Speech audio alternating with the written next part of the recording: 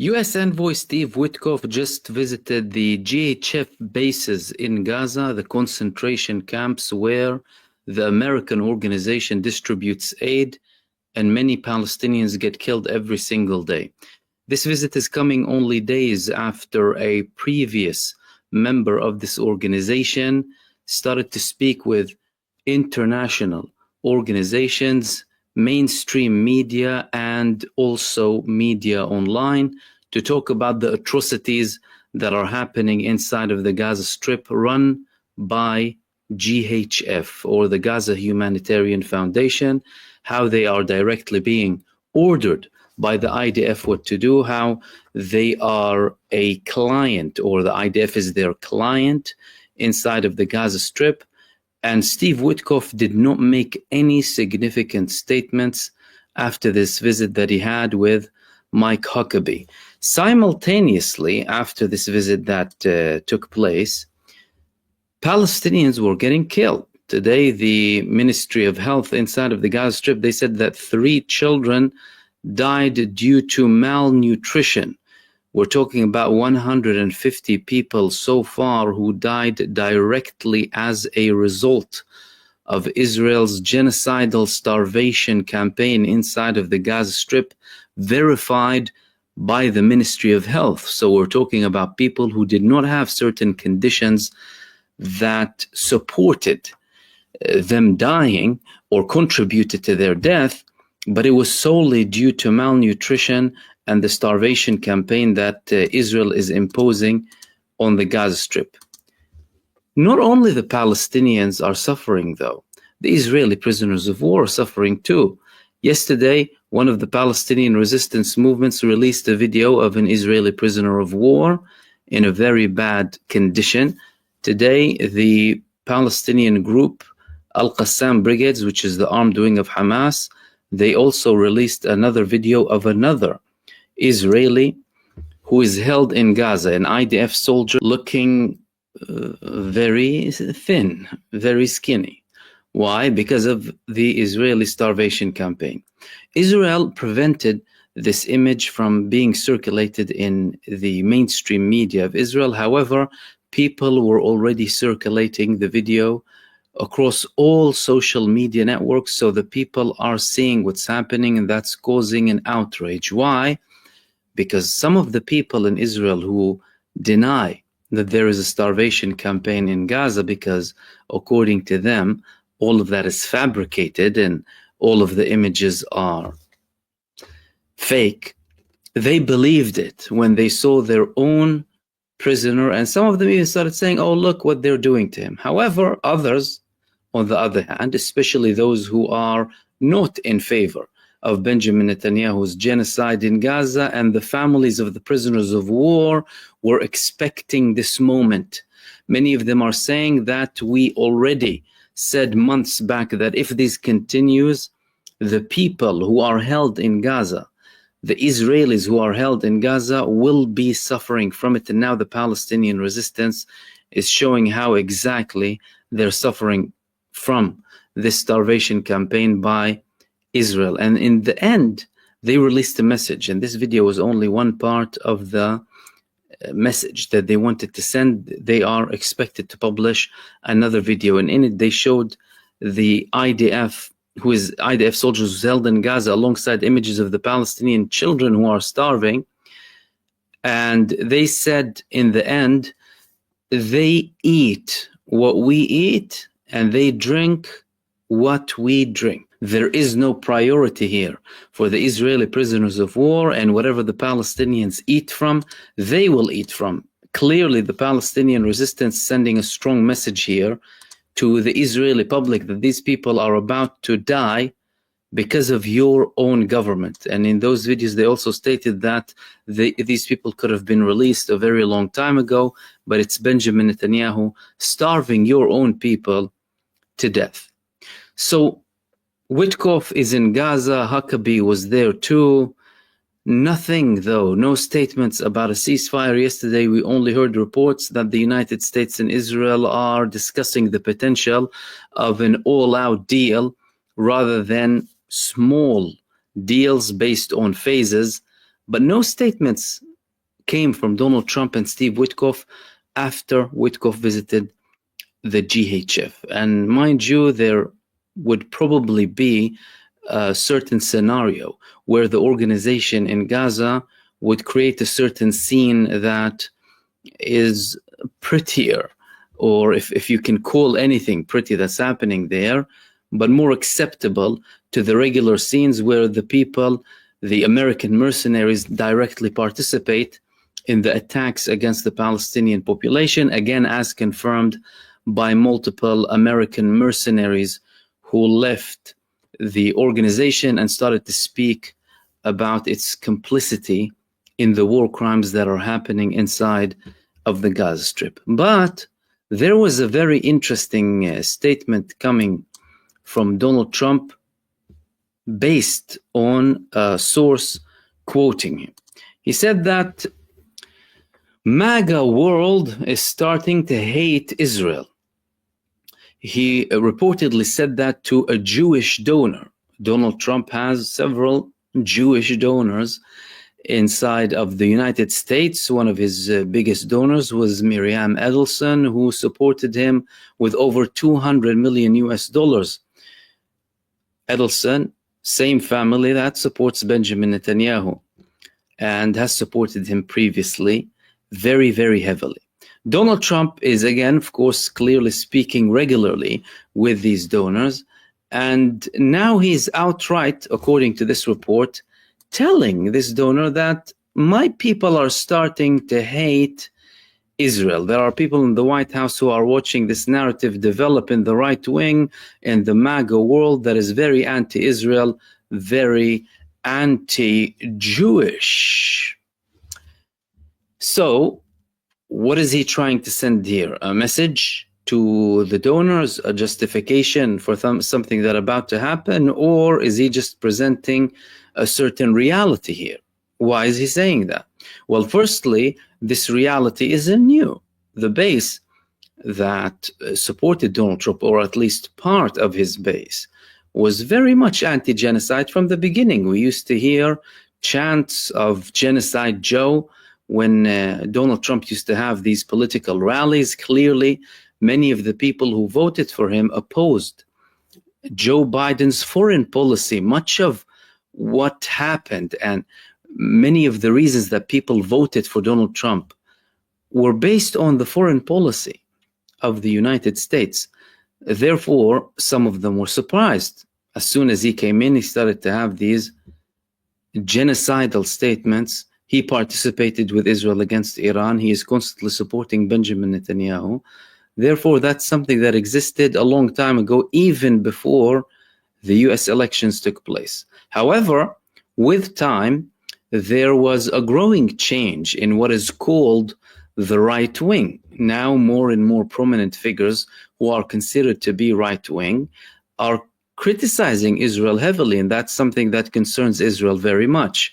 Israel is very sensitive about the way it's perceived in the United States and in other European capitals, primarily with what is labeled the right wing, because they used to like how easily manipulated some of the right wingers are, especially with things that are joint to Israel and people who are considered to be right wing in relation to Islamophobia, Israel's supremacy, and racism, because Israel always thrives on these divisions and people hating other nations for no reason.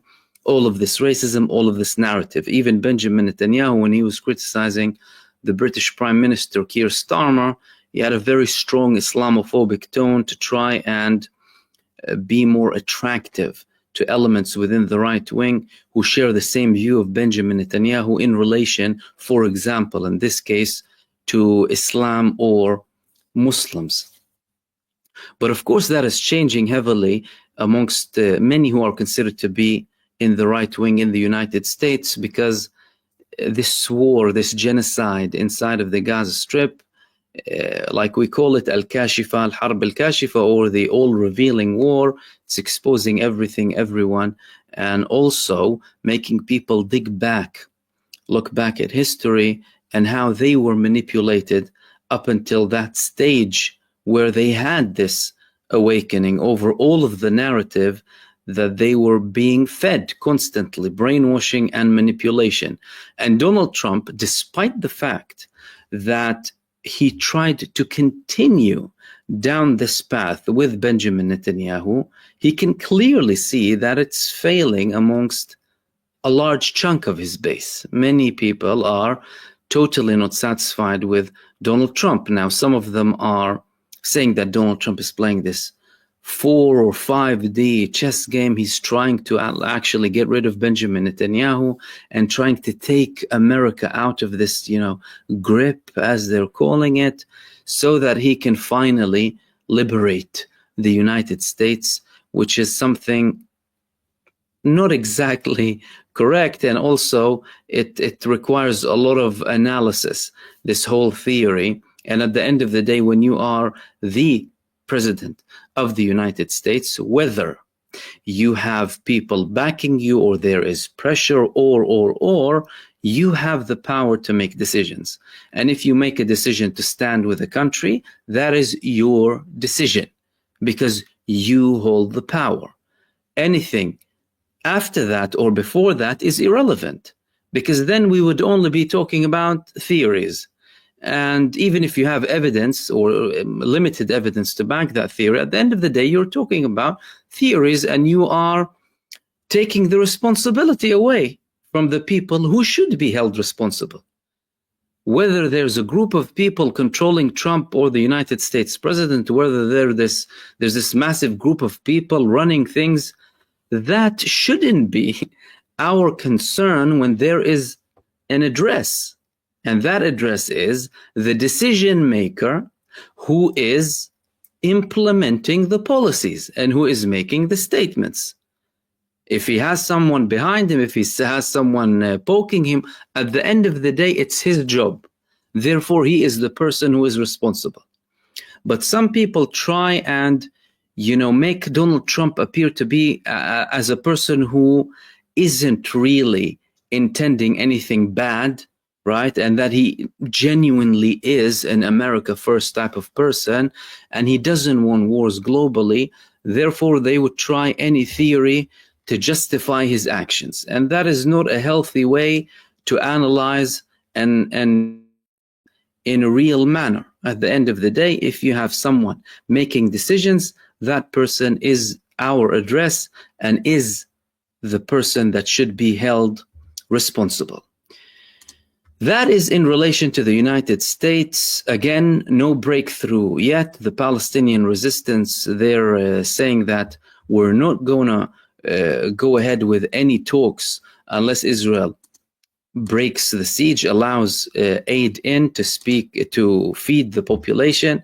And today they also reiterated these statements in a meeting that they had with the Turkish foreign minister, Hakan Fidan. A senior delegation of Hamas went to Turkey, led by Muhammad Darwish and Khalil al-Hayya, speaking with the Turkish delegation about the progress of the genocide in Gaza, Israel's starvation campaign, and the progress of the resistance. In it, they reiterated that Hamas is still making efforts. Hamas is willing to negotiate, but they're not willing to negotiate when the people are starving. Therefore, the humanitarian catastrophe following this genocide and starvation campaign needs to be addressed. And the Turkish foreign minister in this meeting, he also stated something quite interesting. He said that by prolonging the ceasefire negotiations, Israel aims to break the resistance of the Palestinians in Gaza and force them to leave their homes. This is a very important statement coming from the Turkish foreign minister, especially in relation to the Palestinian resistance. But there's something important as well that is coming out of this meeting, which is the fact that we have seen more meetings happening between the leaders of the Palestinian movements, the Palestinian armed resistance, and Turkish officials. This is something that the Palestinian resistance demanded over a year ago, when there were talks about having a ceasefire and having guarantors. The Palestinian resistance said that they don't want the ceasefire agreement to have guarantors as only the United States, for example, or a couple of other Arab countries do. They asked for Turkey, Russia, and China to be guarantors to this agreement. We have seen more talks between the Palestinian side and the Chinese and the Russians. However, more intense talks took place with the Turkish side as well, which is signaling that there might be more participation coming in relation to the ceasefire negotiations and the path to de-escalate inside of the Gaza Strip. Because from a Palestinian perspective, they wouldn't want to leave all of these guarantees in the hands of the United States or in the hands of Arab countries that don't really have a lot of leverage in relation to the talks or aren't at a level where they can apply certain pressure to make sure that any ceasefire in Gaza succeeds and persists. The Israelis, in the meantime, they are talking about two ways ahead. One path, a de-escalation path. The other path, a full occupation of the Gaza Strip. Now, recent polls in Israel showed that the majority of Israelis are interested in reaching a ceasefire. The majority of Israelis don't have a favorable view on Benjamin Netanyahu and his government. But Benjamin Netanyahu is still being stubborn to this moment in relation to the ceasefire in Gaza, although he is allowing the theatrical and extremely limited aid to go inside of the Gaza Strip to whitewash the image of Israel with the help of some Western countries who want to show that they are somehow changing the reality of the starvation campaign in Gaza, although nothing really on the ground is changing. The people are still suffering. They're still being killed, going to seek aid. They are still getting aid in very undignified ways, and the majority of them don't actually have any aid in. 1 out of 3 Palestinians doesn't eat a meal in 4 days, 3 to 4 days. And those who eat something, they eat bread, which is flour mixed with mud and perhaps some stones too, and a vegetable if they have a vegetable. This is a very carefully calculated starvation campaign as part of the Israeli genocide and ethnic cleansing campaign that's happening inside of the Gaza Strip. And in Israel, this is causing internal feuds. How is it causing feuds, and between who and who exactly? We knew since the beginning of this genocide that the people, the leadership in Israel was heavily split. The previous genocide minister, Yoav Gallant and Benjamin Netanyahu, the military leadership and the political leadership, people in the security establishment and people in the political establishment. And now, and despite the fact that they pressured the previous IDF chief of staff to resign, and they have a new chief of staff, they've had him for several months now, who was supposed to finish the job according to him, they are still facing a lot of problems internally between the political side and the military side too. So what happened exactly? Well, there was another report about talks happening between the political and military leaderships in Gaza. And as usual, the finance minister, Bezalel Smotrich, he's saying that we need to occupy Gaza completely. The chief of staff, meanwhile, is opposing this. Now, the chief of staff, since he began his role, he's trying to show that he is a person who listens to the political delegation, who doesn't act in any rebellious way. However, when he was hit with the reality on the ground, he realized that in certain circumstances, he will have certain clashes. He's going to have certain clashes. For example, when it came to the priority of the campaign in Gaza, when Netanyahu was saying we prioritize victory over Hamas, then bringing back the prisoners of war. Evident, because the prisoners of war are still there, and they're being starved to death by their own country. Then the campaigns that are happening inside of the Gaza Strip and the level of expansion that's coming from them. And eventually it led to a phase where the Israeli IDF chief of staff said that, well, we need to reach a ceasefire. And now we're having similar tones. He's saying that for us to complete the job that's given to us by the political leadership, we need to bring the prisoners of war back. But all of that talk, and despite the stubbornness coming from people like Smotrich in the Israeli government, all of that talk doesn't include the real picture. And the real picture is the Israeli army is incapable of having a decisive measure against the Palestinian resistance, because they have tried everything. And now it reached a stage where they withdrew the entire 98th Division, which is Israel's main division.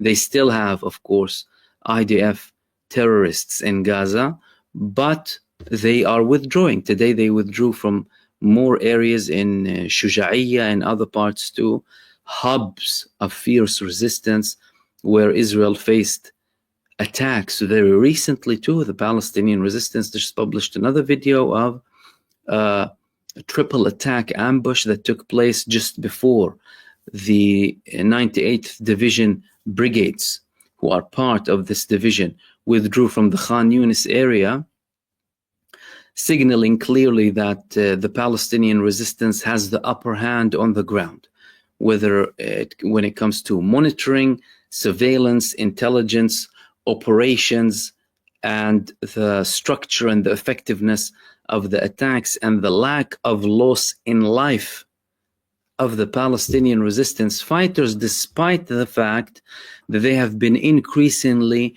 relying on actions against the Israeli terror forces that require direct participation from the fighter himself against a tank or against an APC, which is a zero distance, or even less than zero distance combat of a man against a machine. And we saw in all of the videos that the Palestinian resistance published in the past several weeks that all of the Palestinian fighters withdrew peacefully. Nothing happened to them, and they continued to attack the Israeli genocide forces inside of the Gaza Strip. Which leads me to the final thing that I wanted to talk to you about in this video. Yemen has been a country, and still is, that is baffling the whole world. How can a small country attack US aircraft carriers and expel them from the Red Sea? How can such a small country have so much strength and capability to carry out an attack on Israel 24/7? How are they proceeding? How did it reach a level where the United States, with all of its military power, with all of its military capability, sit down with them eventually to reach a ceasefire deal and leave the whole confrontation between Yemen and Israel? This is something that many people undermine. This is extremely significant. The United States formed the genocide coalition in the Red Sea to support Israel. It wasn't implemented in the way that they wanted to. They wanted at least 7 countries to participate.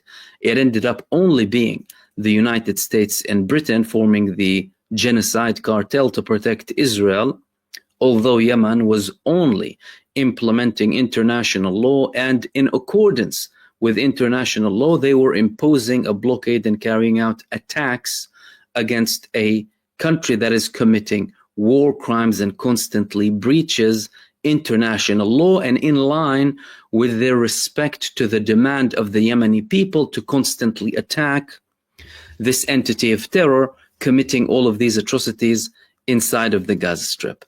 Now, they had another attack on Israel, and they also forced Israel to close its airspace yet again in another attack that they carried out on the central part of occupied Palestine. Israel had to close its airspace.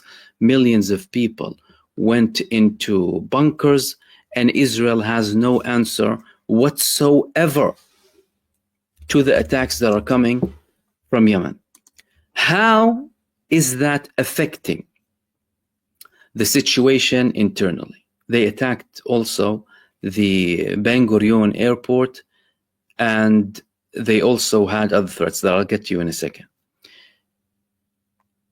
This is an exceptionally significant way coming from Yemen for Israel to reconsider all of its actions and all of its campaign, especially after the United States withdrew its forces and stopped having these attacks against Yemen.